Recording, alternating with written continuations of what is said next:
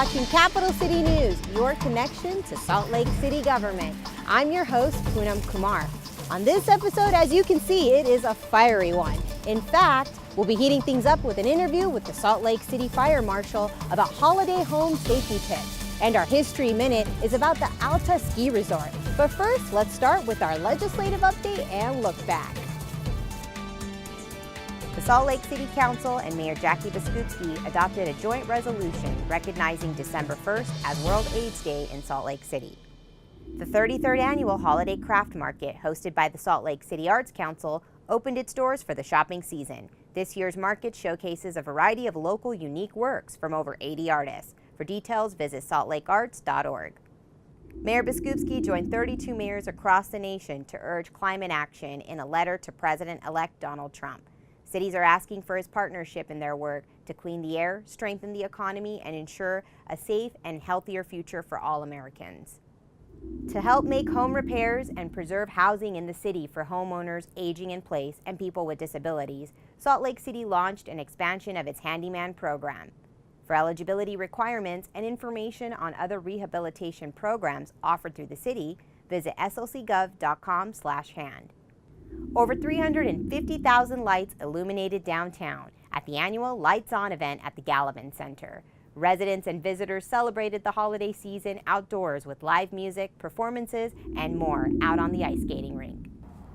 As the winter and holiday season is upon us, so is the risk for house-related fires. To avoid these type of fires and ensure a safe and joyous holiday season, Salt Lake City Fire Marshal Ryan Meller is here to share some helpful tips. This time of year, everybody's heaters start coming on. And so the first thing I would add, the greatest danger, I think, is one that people don't think about a whole lot, and that's carbon monoxide, which is a byproduct of combustion when they have any kind of a fuel appliance. And so it's important to have CO detectors in their houses because you can't see it, you can't smell it, and what it's doing is replacing the air in your home. And it's very tragic when it does rear its head. So that's probably the big one. And then after that are common sense ones that we all seem to lose. And I'm guilty of it too myself in the past. And it's the time when people start lighting candles and they start plugging in their Christmas trees. Make sure that if you're using a live tree, make sure that it's watered. Make sure that it's staying as green as you can get it. And then be careful about the wiring that you put up. Don't overload your circuits trying to get as many lights as you can jammed onto that tree. And then common sense. Don't bring your candles. Never leave a candle unattended. When you go to bed at night, make sure everything's blown out. If you're leaving the house for any length of time, just to run to the store and back, make sure the candle's put out. Make sure that they're up where kids can't get them. Things like that, because sometimes what will happen is those candles, those wax candles, they'll build up, and if they get down to nothing, sometimes that glass will break. Well, that's just basically, it's a flammable substance in there, and it'll just spread. And we've seen, tragic things happen on what should be the happiest time of the year. And it's just a time that it's prone to tragedy, but you don't want tragedy anytime, especially then.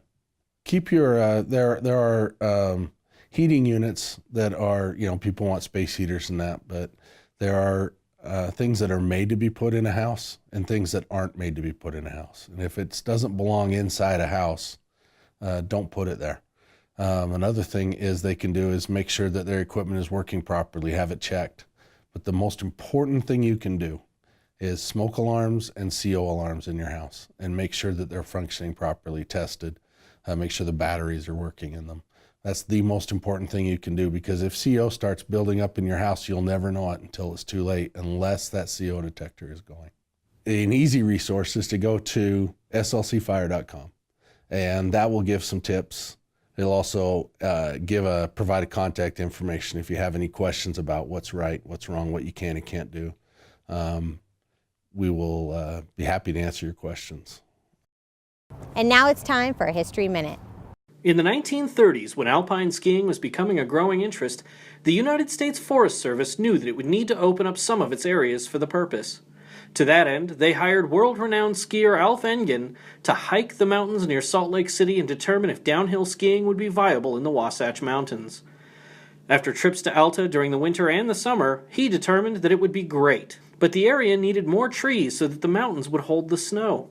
So the Forest Service sought to acquire the land and found that the owners of the mountain were all too happy to deed about 1,800 acres over to the government in trade, as they saw the potential at the resort and the benefit for the area. Then, with the help of the Civilian Conservation Corps, a group of workers paid for by the federal government to reduce unemployment, they reforested much of the mountainside for the next few seasons. A group of Salt Lake City businessmen put the money together for the ski lift, and by 1938 when it opened, Alta was the first ski area in the country to be built in cooperation with the U.S. Forest Service.